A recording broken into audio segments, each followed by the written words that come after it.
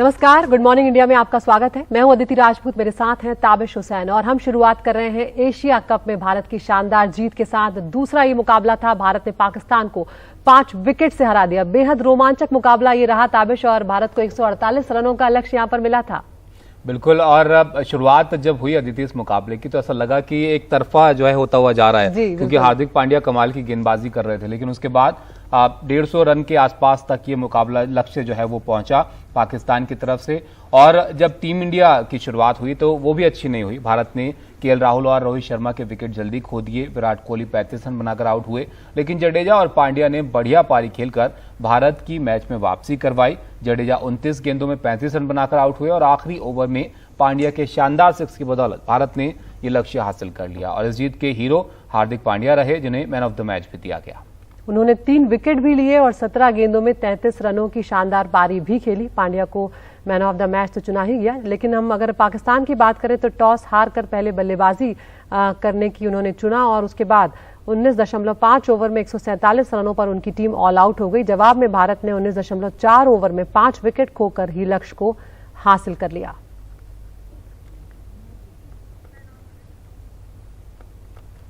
तो एक तरह से जो पिछले वर्ल्ड कप में ताबिश जो हार हुई थी वो एक तरह से पहली हार थी पाकिस्तान से भारत की वर्ल्ड कप में, तो कहीं ना कहीं उसकी भरपाई यहाँ पर टीम इंडिया करती हुई नजर आई है। बदला लेना कहना तो सही नहीं होगा, लेकिन भरपाई करती हुई नजर आई है। कम से कम एक संतुष्टि यहाँ पर खिलाड़ियों को मिली होगी पाकिस्तान के ऊपर ये जीत दर्ज करके।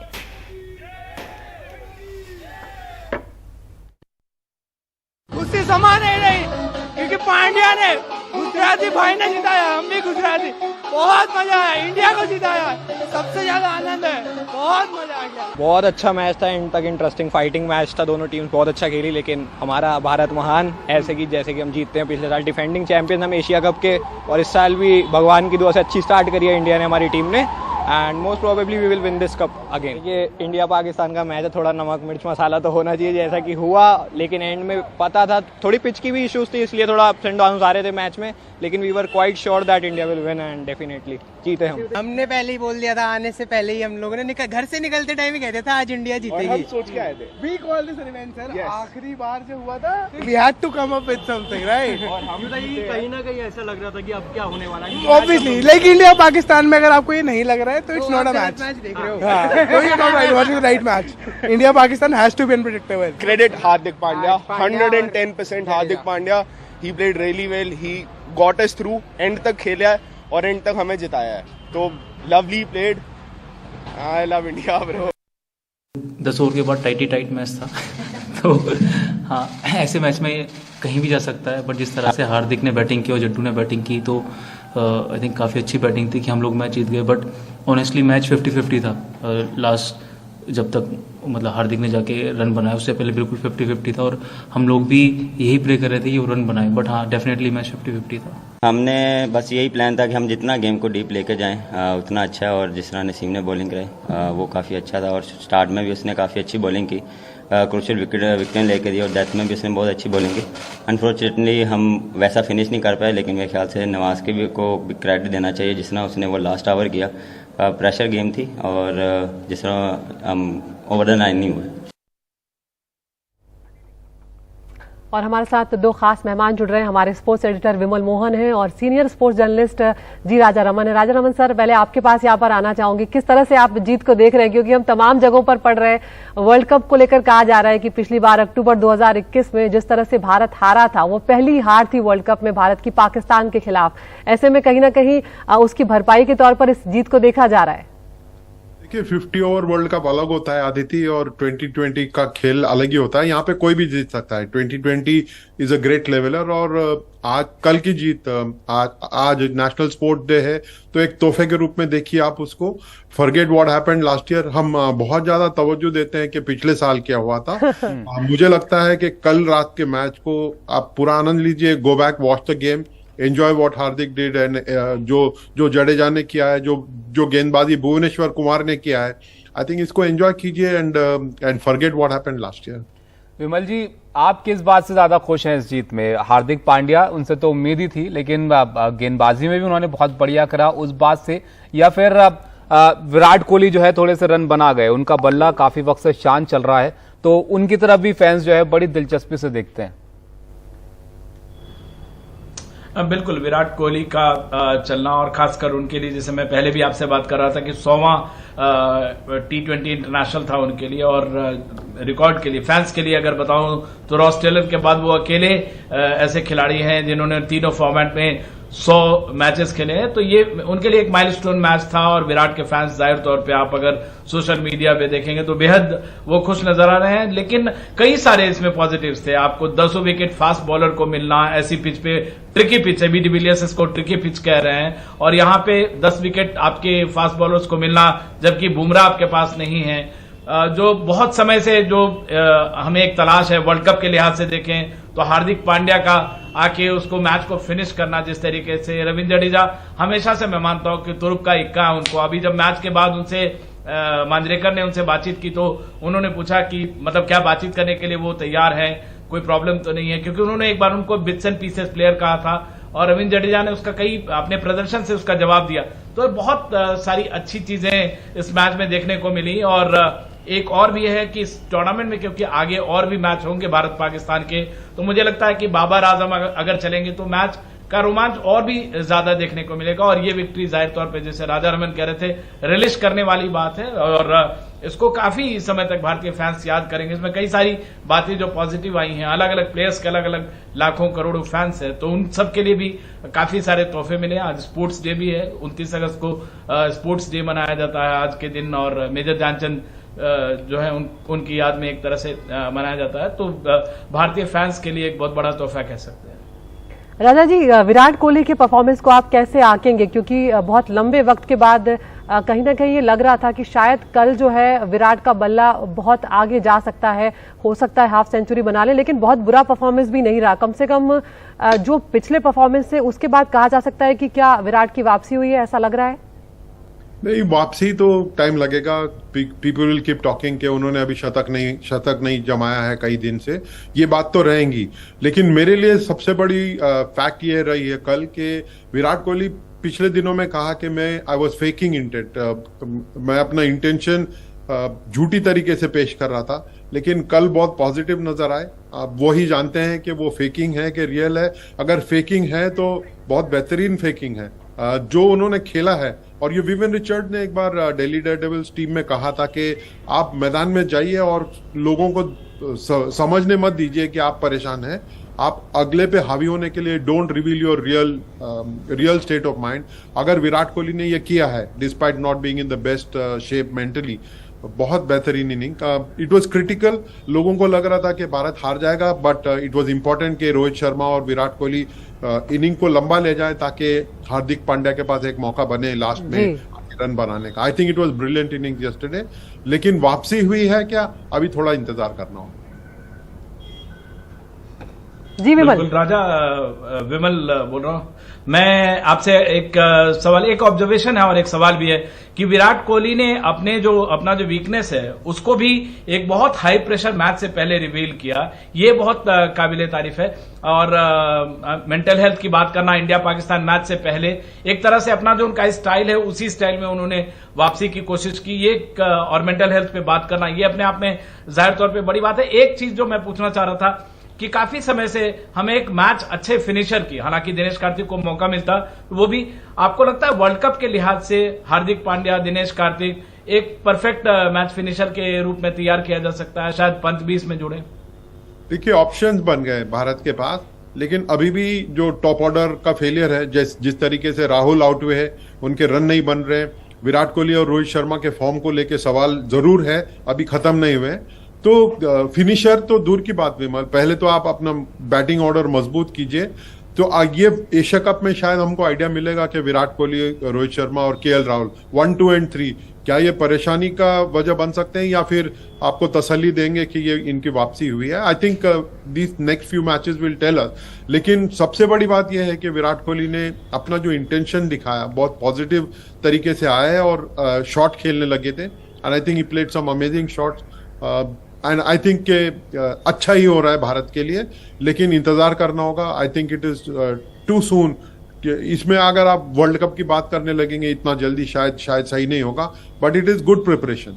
इसमें कोई डाउट नहीं है जी। राजा रमन जी, एक और मैच तो कम से कम अब होना है इस टूर्नामेंट में आगे, अब सुपर टॉप 4 में जब मुकाबले होंगे तो वहां पर हम देखें अगर पाकिस्तान की टीम के लिए तो हमें किस तरीके से अपने आप को तैयार करना चाहिए। यहाँ पर रिजवान अच्छी फॉर्म में लग रहे हैं, बाबर ने रन नहीं बनाए, अगले मैच में अगर वो बनाते हैं तो वो भी चुनौती हो सकती है, क्योंकि बहुत बड़ा लक्ष्य नहीं था इस मुकाबले में, इतना क्लोज मुकाबला जाना नहीं चाहिए था जिस तरीके की बैटिंग हमारी इस वक्त चल रही है। बिल्कुल ताबिश, खेल हमें यह सिखाता है कि आप अगले मैच का सोचिए, बहुत ज्यादा दूर मत सोचिए। Be in the moment is what sport teaches us. और मुझे लगता है कि भारतीय टीम जो अगला मैच है उस पर फोकस करेगा। पाकिस्तान के साथ जब खेलना होगा तब तैयारियां होंगी और जिस तरीके से करना होगा। कल I think the bowlers were outstanding और ऐसी बॉलिंग करेंगे तो भारत के लिए चांस और भी बनेगा। जो शॉर्ट पिच बॉल डाला है और बहुत सारे विकेट्स शुरुआत में शॉर्ट पिच बॉल से उन्होंने निकाला है, आई थिंक इट शोज कि भारतीय टीम की सोच सही है, रणनीति सही है और एग्जीक्यूशन परफेक्ट था कल। तो मुझे लगता है कि भारत हावी होगा पाकिस्तान पे अगले मैच में भी, बट T20 का खेल है ताबिश, यहाँ पे कुछ भी हो सकता है। बिल्कुल। विमल जी, यहाँ पर अगर ऋषभ पंत की बात की जाए तो ऋषभ पंत का नहीं होना, क्योंकि हम जीत गए तो नहीं खला, लेकिन अगर जिस तरह से इतना क्लोज चला गया था मैच, अगर दिक्कत होती या बात अगर हम दूसरी तरफ से कर रहे होते, अगर ऐसा रिजल्ट नहीं आया होता तो क्या ऋषभ पंत को लेकर सवाल खड़े होते हैं उनका नहीं होने को लेकर?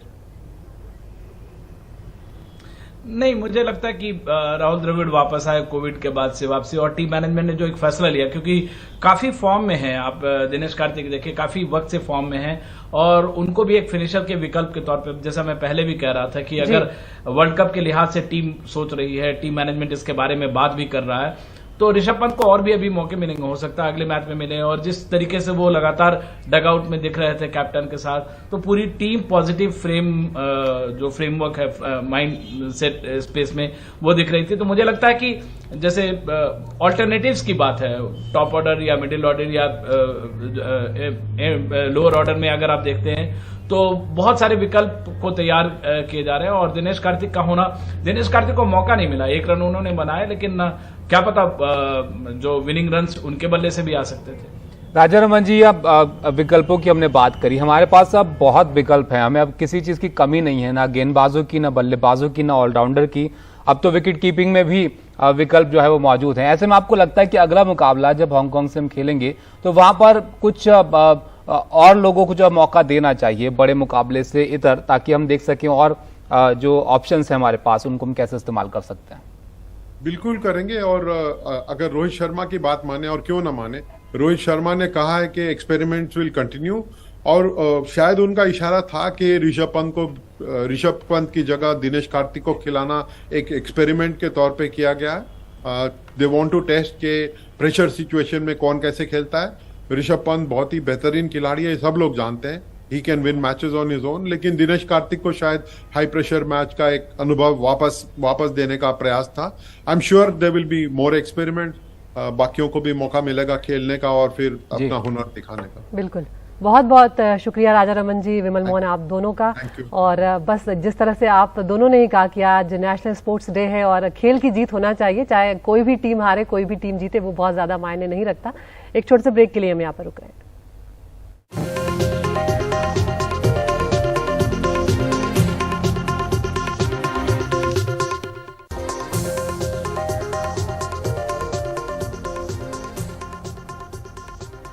नोएडा के सुपरटेक ट्विन टावर को आखिरकार कल ढा दिया गया। 9 सेकंड में जो ये पूरी भ्रष्टाचार की इमारत थी, ये जमींदोज हो गई। देखते ही देखते पूरे इलाके में धुएं का गुबार छा गया और ताबिश ये बहुत ज्यादा चर्चा का विषय भी बन गया था पिछले कुछ दिनों में, जिस तरह से ये इमारत खड़ी हुई और उसके बाद इसे गिराने की खबरें जो चल रही थी, लोगों की बहुत दिलचस्पी थी उसमें।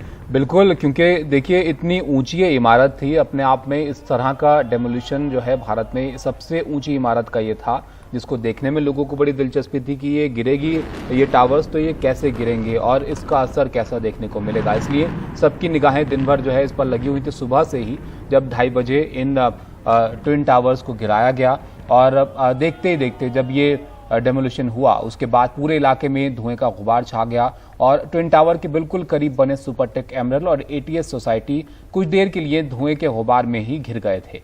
और नोएडा अथॉरिटी की सीईओ ऋतु महेश्वरी ने कहा कि सब कुछ प्लान के मुताबिक यहां पर हुआ और अब सबसे बड़ी चुनौती यहां पर यह है कि साफ सफाई जो है वो की जानी है। करीब 55,000 टन का मलबा हटाने की चुनौती है। सबसे पहली चुनौती धूल कम करने की थी, जिसके लिए स्मोक गन्स की मदद यहां पर ली गई और पानी का छिड़काव किया गया। आपको बता दें कि ये जो ट्विन टावर थे, इनको गिराने का आदेश 2014 में इलाहाबाद हाई कोर्ट ने दिया था, जिसके बाद 2021 में सुप्रीम कोर्ट ने भी आदेश को बरकरार रखा था।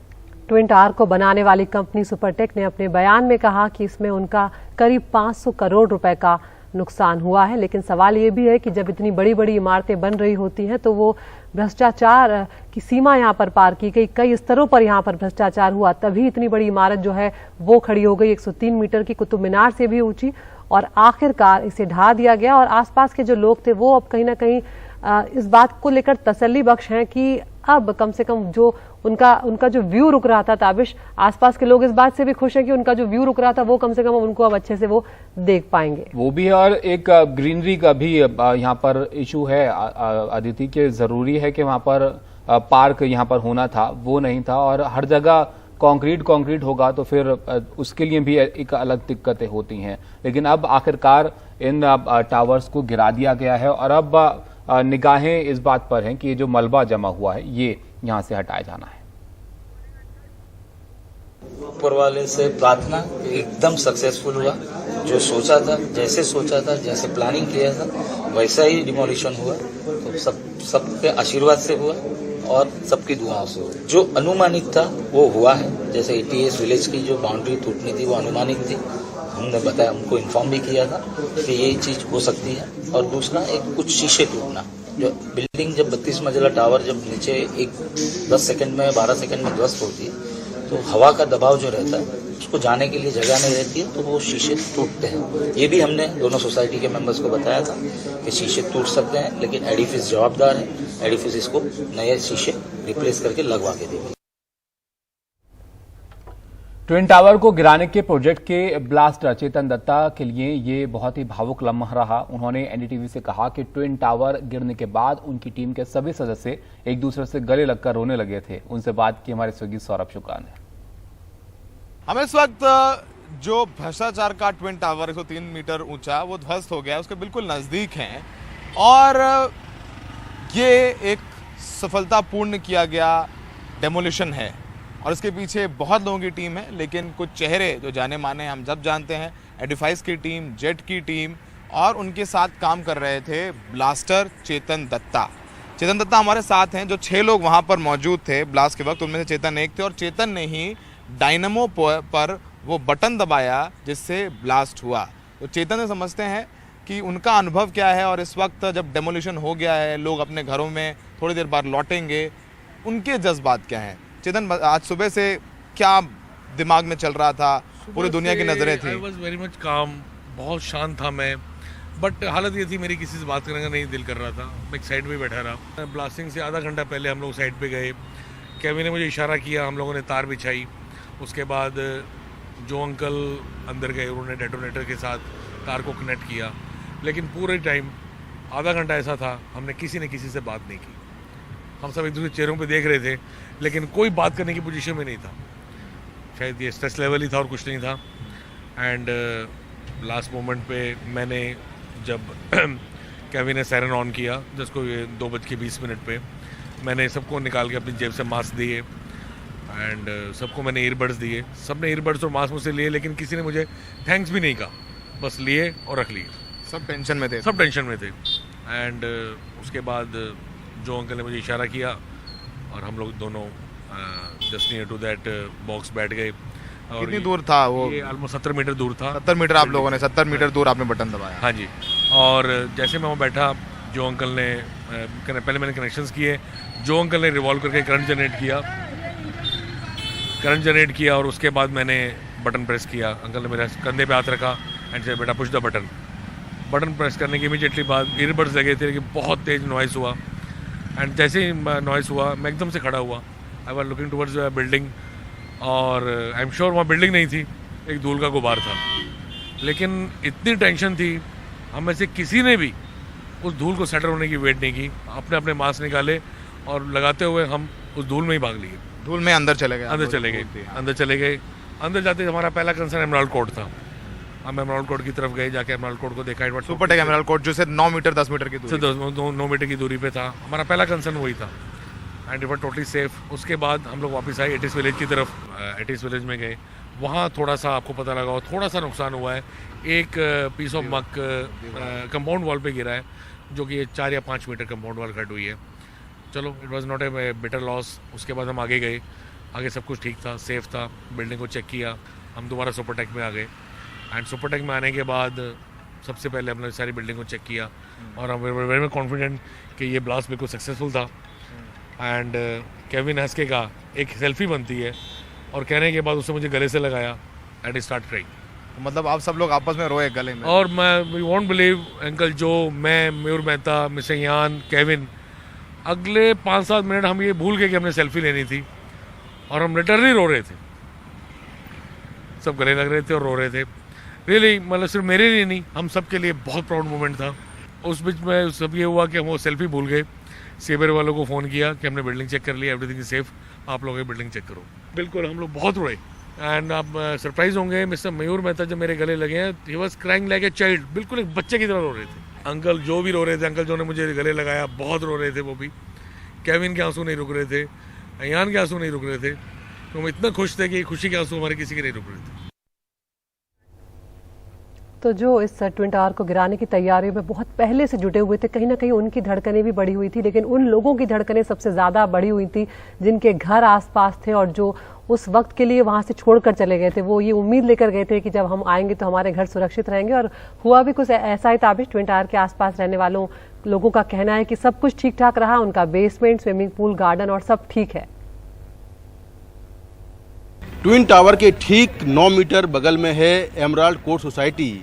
वहाँ पर क्या कुछ हुआ है ट्विन टावर गिरने के बाद, इस पर बात करने के लिए यहाँ रहने वाले लोग मेरे साथ हैं। मैम, क्या नाम है आपका? मेरा नाम आरती कोपुला है जी। मैं RW मेंबर हूँ यहाँ पर। मैम, ट्विन टावर गिरने के बाद सोसाइटी में क्या कोई नुकसान हुआ है? क्या धूल का प्रभाव पड़ा है? क्या कुछ हुआ है? अभी मैंने रात को थोड़ा लेट आई थी, तो बेसमेंट तो हमारा एब्सोल्युटली क्लीन है। तो ओनली रोड्स पे अभी वाइट कलर का सूट है। तो वी आर होपिंग कि अभी उनको कॉल करते हैं, वो टैंकर्स भेजें तो यहाँ से फटाफट धुलना शुरू हो जाएगा, हमारा भी स्टाफ आ जाएगा। ये टावर जो है बिल्कुल 9 मीटर दूर है, दूर था ट्विन टावर से। तो यहाँ कोई डैमेज हुआ है? कोई नुकसान नहीं, अभी जो कुछ रेजिडेंट्स मूव इन करे हैं उन्होंने कोई नुकसान नहीं बताया। अच्छा, कहीं पे कोई नुकसान नहीं है? कहीं कुछ नहीं, अभी तक तो सोफार नहीं है। एक आधा घर से किसी ने कांच टूटने का बताया बस, और एज दे मूव इन तब पता चलेगा। पर अभी तक सोफार ऐसा लग नहीं रहा है कि कोई प्रॉब्लम है। IGL ने अभी 3 शायद टावरों में रेस्टोर नहीं करी है गैस, तो we are just waiting for that. Twin tower गिराने की लड़ाई जो है वो आप लोगों ने लड़ी थी, आप लोग कोर्ट गए। ट्विन टावर गिरने के बाद अब जो है कितनी राहत महसूस कर रहे हैं आप लोग? It is a big relief, क्योंकि ये प्रोजेक्ट जब चल रहा था इतने टाइम से, तो डाउट तो हर एक वक्त रहता है इंडिया में कि ऐसा कुछ हुआ नहीं था पहले। वी आर हैप्पी कि it went off exactly the way they had shown us in our presentations, and the kind of confidence the edifice had, I am also now amazed by that. तो अभी कितने लोग ma'am लौट आए हैं? अभी कितने घरों में लोग लौट आए? आई थिंक 40% के करीब लोग वापस आ चुके हैं। अच्छा। और अब आ ही रहे हैं लगातार, you can see cars are coming in constantly. Thank you ma'am.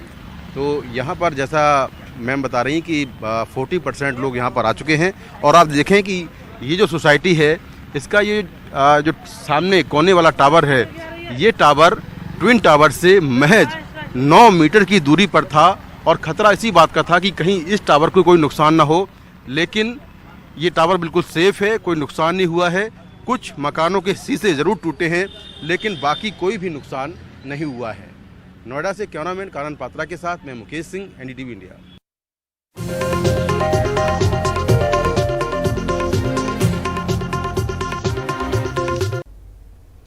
BJP नेता और टिकटॉक स्टार सोनाली फोगाट की मौत की जांच अब CBI करेगी। गोवा के CM ने कहा कि हरियाणा के CM मनोहर लाल खट्टर ने CBI जांच की सिफारिश की है और हमने CBI जांच से जुड़ी सारी औपचारिकताएं पूरी कर ली हैं।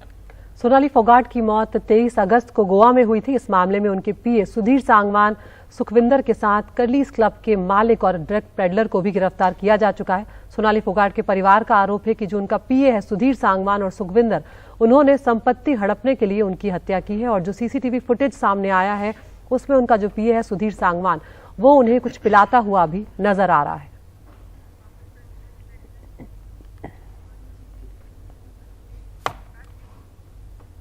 और अब बात करते हैं कांग्रेस के नए अध्यक्ष के चुनाव की तारीखों का, जिसका ऐलान आखिरकार कर दिया गया है। रविवार को एक बैठक बुलाई गई और कार्य समिति की इस बैठक में यह तय हुआ कि 17 अक्टूबर को चुनाव होगा और 19 अक्टूबर को नतीजे भी घोषित कर दिए जाएंगे। हालांकि ये सब तब होगा जब एक से अधिक नामांकन होंगे और वोटिंग की जरूरत पड़ेगी। अभी अब कौन जो है नामांकन करता है, कौन इस रेस में खड़ा होता है, ये भी देखना यहाँ पर होगा।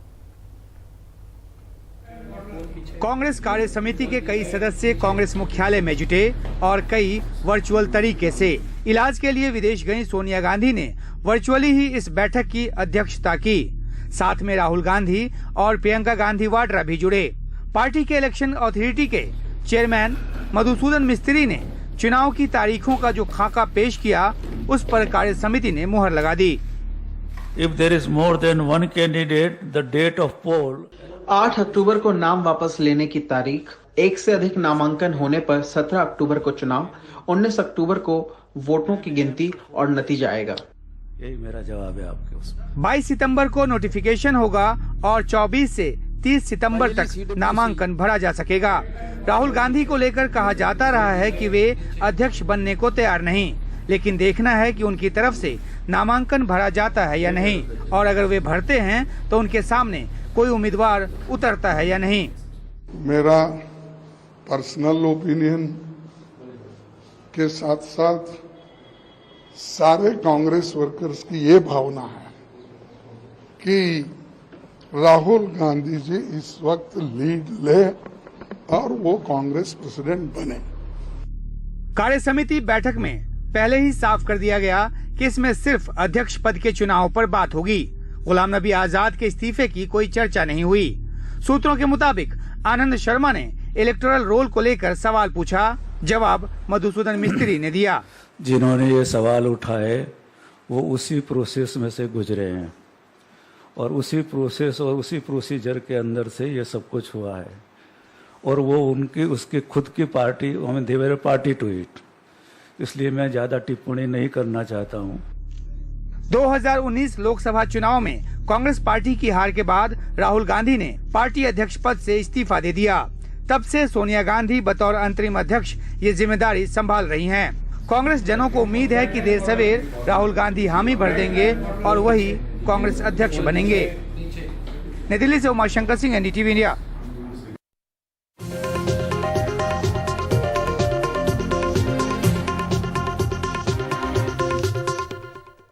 झारखंड के मुख्यमंत्री हेमंत सोरेन की विधानसभा सदस्यता जाना तय हो गया है। चुनाव आयोग के राज्यपाल को अपनी रिपोर्ट भेज दी और उम्मीद है कि आज राज्यपाल इस पर अपना आखिरी फैसला ले लेंगे। लेकिन विधानसभा सदस्यता जाने के बावजूद भी सोरेन मुख्यमंत्री बने रह सकते हैं। आपको बता दें कि हेमंत सोरेन झारखंड में खदान का पट्टा लेने के मामले में फंसे हुए हैं और इसी मुद्दे पर लगातार बीजेपी उनके इस्तीफे की मांग कर रही है।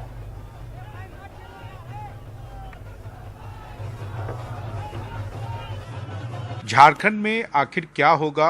कांग्रेस पार्टी ने अपने सारे विधायकों, मंत्रियों को एकजुट करने के लिए प्रभारी अविनाश पांडे जी को यहाँ भेजा है रांची में।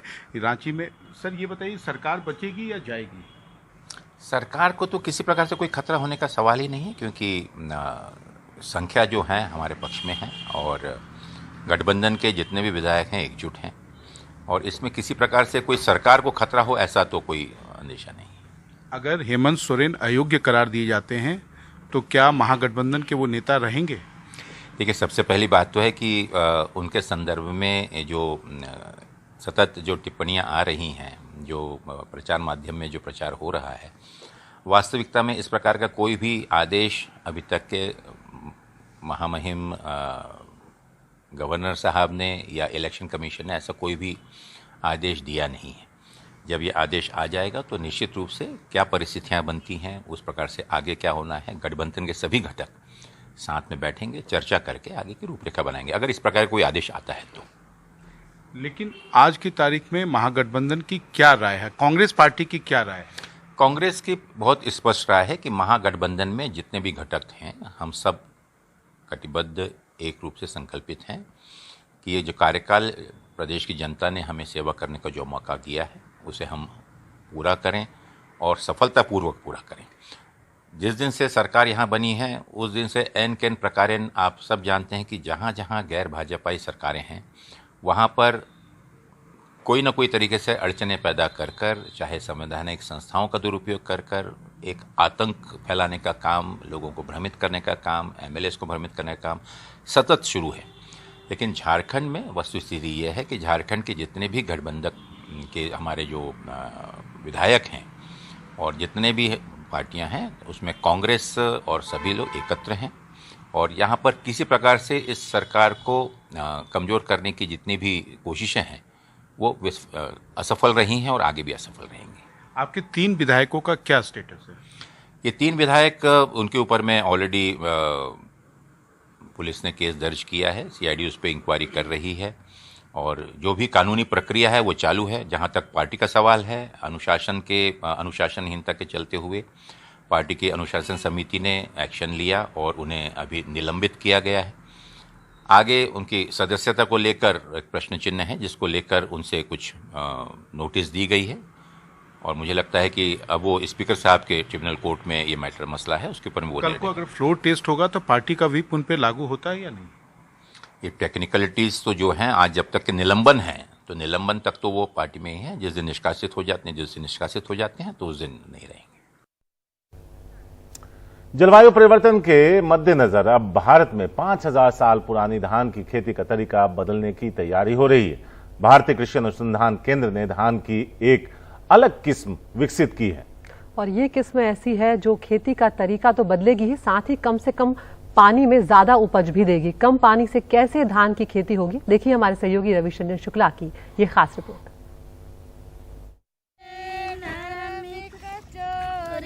भारत में करीब 5000 साल से पानी से भरे खेतों में धान की ऐसे ही रोपाई किसान करते आए हैं।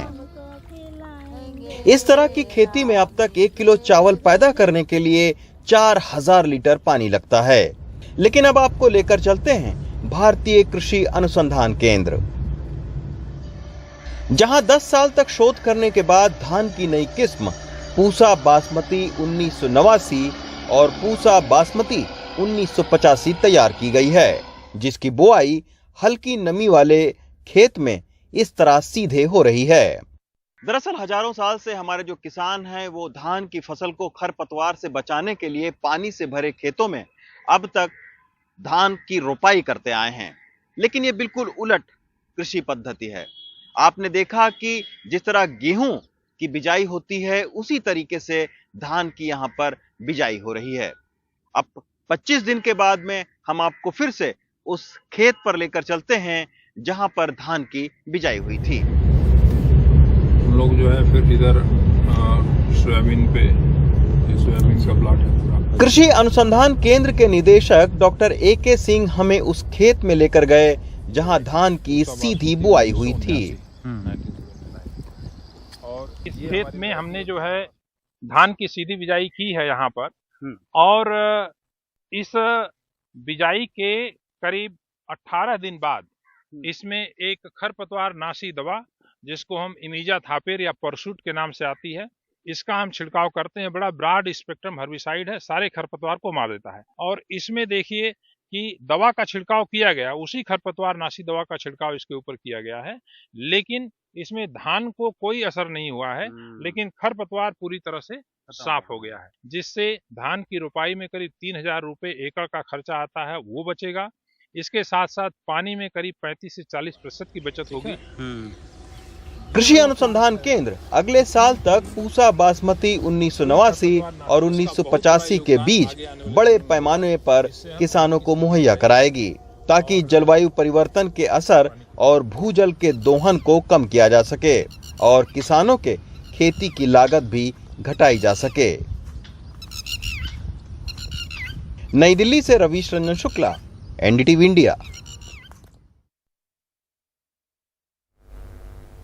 जेल में कैदियों से बहुत सारे काम करवाए जाते हैं, लेकिन छत्तीसगढ़ के बालोदा बाजार में वो न सिर्फ खेती कर रहे हैं बल्कि जैविक खेती को भी समझ रहे हैं। हाथ से उगाई गई सब्जियों से रिहाई के बाद भी वो अपनी किस्मत संवार रहे हैं। जुल्फिकार अली की रिपोर्ट। ये खेत नहीं, बलौदा बाजार जेल है। 350 कैदी यहाँ बंद हैं, जिसमें 90% ग्रामीण परिवेश से आते हैं। सरकार इनके लिए जेल के साथ भी और जेल के बाद भी योजना लेकर आई है। वर्मी कंपोस्ट के साथ जैविक खेती से उगी सब्जियां जेल की रसोई तक पहुंचेंगी और यहाँ उगे मशरूम बाजार में बेचे जाएंगे। इसमें एक बात तो यह है कि जब कैदी जब आते हैं तो उनका एक बेसिक इंस्टिक्ट है, वो बाहर भी वो उसी तरीके का कार्य करते हैं, उनका आर्थिक व्यवहार इसी से जुड़ा है। तो जब ये यहाँ आते हैं, इनको एक कार्य करने का अवसर मिलता है तो इनको एक रिक्रिएशन होता है। दूसरा, इससे एक तरीके की आर्थिक गतिविधि, इससे जो भी स्मॉल स्केल पे ही सही जो उत्पादन इत्यादि होता है तो जेल के किचन में हम उपयोग कर लेते हैं, तो इससे आर्थिक बचत स्वाभाविक रूप से होती है। जिला जेल में जो सब्जियों का प्रशिक्षण दिया जा रहा है वो मुख्यतः जो मौसमी सब्जियां जो लगाई जाती हैं उन्हीं का प्रशिक्षण दिया जा रहा है, ताकि जो तकनीकी संबंधित जो जानकारी हैं, जो वहाँ के जो बंदी हैं, जो ग्रामीण परिवेश से आ रहे हैं, जो अनभिज्ञ हैं, उसके बारे में वो विस्तार पूर्वक जानकारी ले सके। प्रशासन की कोशिश है कि रिहाई के बाद कैदियों को मास्टर ट्रेनर बनाया जा सके, उनके रोजगार की पुख्ता व्यवस्था की जा सके। हम लोग जेल से जब वो लोग कैदी छूटेंगे तो जो कैदी हमारे प्रशिक्षण प्राप्त किए हैं उनको हम एक प्रमाण पत्र देंगे कि उन्होंने उद्यान विभाग के द्वारा प्रशिक्षण जेल के अंदर प्राप्त किया है, और वो प्रमाण पत्र उनको इस बार में सहायक होगा कि हमारे जो भी फील्ड वर्कर है वो स्वयं उनके घर जाएंगे, उनसे संपर्क करेंगे और विभाग की जो भी योजनाएं हैं उन योजनाओं का उनको लाभ देंगे, और वो प्रमाण पत्र उनको मास्टर ट्रेनर के रूप में दूसरे लोगों को सिखाने के काम आएगा। अक्सर हम बोलते हैं कि अपराध से नफरत करो, अपराधी से नहीं, तो उसी विचारधारा को आगे बढ़ाते हुए जो हमारे कुछ लोग जो विचाराधीन बंदी हैं, जो जिला जेल में बंद हैं, उनको बेहतर एक कैपेसिटी बिल्डिंग भी उनकी कर रहे हैं, क्षमता वृद्धि कर रहे हैं, साथ में एक बेहतर जीवन जीने के लिए जब वो जेल से बाहर जाते हैं तो अपने गांव में खेती बाड़ी कर पाएँ, और जो नरवा गरुआ गुरुआ बाड़ी का जो प्रोजेक्ट माननीय मुख्यमंत्री महोदय ने पूरे राज्य में शुरू किया, उसको आगे बढ़ाते हुए कैसे वो अपने घर में अपने आसपास बाड़ी विकसित कर सकें, जिससे कि कुपोषण भी दूर हो और साथ में उनको इनके लिए भी एक आय का साधन हो। उसके लिए हम लोग एक प्रयास कर रहे हैं। देश के तमाम जिलों की तरह छत्तीसगढ़ की 5 केंद्रीय जेल, 12 जिला जेल और 16 उप जेल में क्षमता 12,063 कैदियों की है, लेकिन 18,000 से ज्यादा कैदी यहाँ बंद हैं। ऐसी योजनाओं के जरिए कम से कम जेल से निकलने के बाद अपराध से सने हाथ उम्मीद की फसल उगा सकते हैं। बलौदा बाजार से जुल्फिकार अली के साथ कृष्णानंद दुबे की रिपोर्ट, एनडीटीवी इंडिया।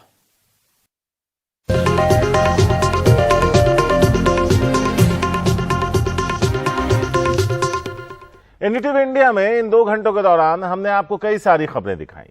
अब हम चाहते हैं कि आप एनडीटीवी इंडिया के यूट्यूब चैनल पर जाइए, जो 5 बड़ी खबरें दिखाने जा रहे हैं उस पोल में हिस्सा लीजिए। बताइए कौन सी खबर है जो आप दिन भर विस्तार से देखना चाहते हैं। तो पहली खबर, एशिया कप में भारत ने पाकिस्तान को एक रोमांचक मुकाबले में हराया। नंबर 2 पर ट्विन टावर, अब मलबा हटाने की चुनौती। तीसरी खबर, 19 अक्टूबर को कांग्रेस को मिलेगा नया अध्यक्ष। चौथी खबर, झारखंड से हेमंत सोरेन की कुर्सी पर फैसला आज। आखिरी में कर्नाटक, सावरकर पर नए चैप्टर से विवाद।